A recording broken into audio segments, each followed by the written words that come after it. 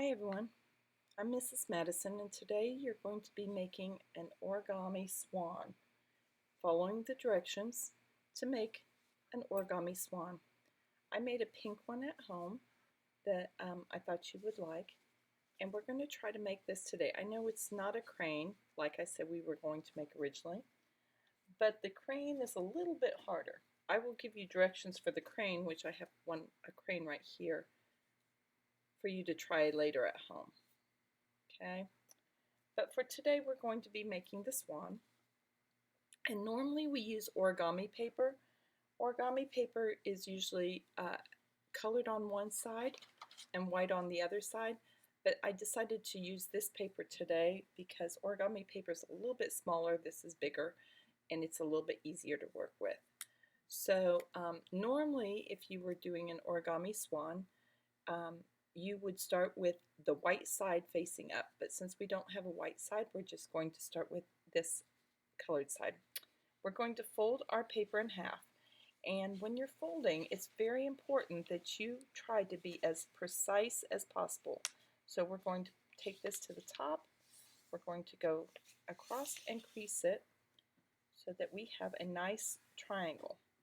And then I'm going to go ahead and crease it really strong. So I'm pressing down really hard as I go across so that I can get a nice deep crease. That makes it easier when you're doing other things to have that nice crease in there. So now I open my paper up and I'm going to make it into, from a square, I'm going to go ahead and make it into sort of an ice cream cone look. So I'm going to fold this into the middle. So what I just did was folded that corner and made sure that it lines up right in the middle. And then again, I'm going to crease it really good. I'm going to go over and do the other side and take this side into the middle. And again, make sure that it lines up at the bottom and the top just right. And then I'm going to crease it. Okay. So now when I look at this, I've gone from a square to now sort of a kite shape. And I've got that all lined up. And again, I'm going to crease it really strong so that I can see those marks when I go to look at them later. Okay. I'm going to fold this shape over so that it looks like I have a kite here, which is really nice to have this. And then I'm going to take and make another fold. And this time I'm going to fold this corner or this long edge up to the middle center. And again, try to be precise with it. While you're doing this, it's going to be a little bit harder because the paper is getting thicker and thicker, so each time you fold it, it's going to make it a little bit harder to do as your paper gets thicker. So just be really careful. And fold this side in to the center. And this in to the bottom. And again, I'm going to crease this. I like to use my fingers to crease, but some people, especially as the paper starts getting thicker, will use a highlighter to crease or a pencil. The only problem with the pencil is sometimes the pencil comes off on your paper and then you have color on your paper that you don't want. So now that I have this here, I've got it all folded. It looks like a real tall skinny kite.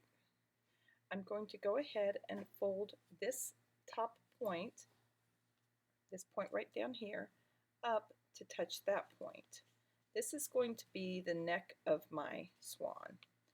And swans have really long necks. So I'm going to put this up. And this may be where you want to bring in that marker or highlighter or something to just really crease it.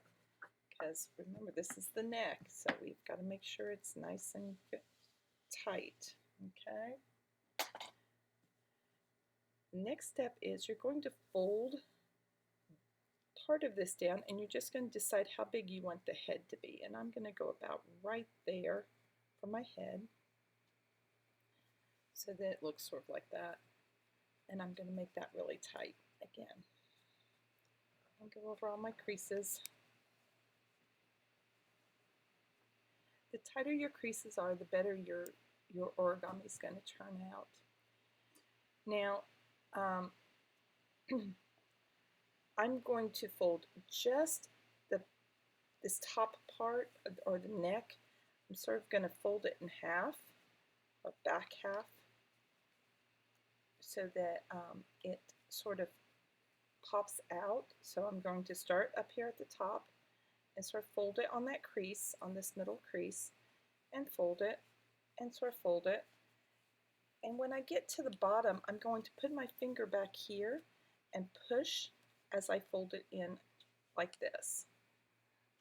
Okay, what that's going to do is give me just a little pinch there. So I can, see how I have it pinched together? This bottom part is still there, but I'm just sort of pinching this together just so I can get that. And then I'm going to fold it down. Okay, because here in just a minute we're going to fold it in half. And now it'll look like this. Okay, if you want to see how I did that again, it was laying down like this, and I just started to fold up here at the top by his head, sort of pinch it together, and then pinch it down and pull it up as I went, and then I folded. When I got to the bottom, I sort of folded it in so that I had a crease there, and then when I fold it, okay, when I fold this bottom part down here in half so it stands up, it all goes together. So now I have that crease. Again, I'm going to use my marker to sort of make that crease really tight. And I may even want to fold it over or flip it over and make it really tight over there. Okay, so now when I stand my swan up, he'll stand all by himself, or she, if you want to call it a girl swan. And I have a piece of paper that looks like this. So here's the body right here, here's the neck, and here's the head. And I sit it up there, and you have a nice little swan. That's how you make an origami or Japanese origami folded paper swan. Practice. If you don't get it right the first time, that's okay.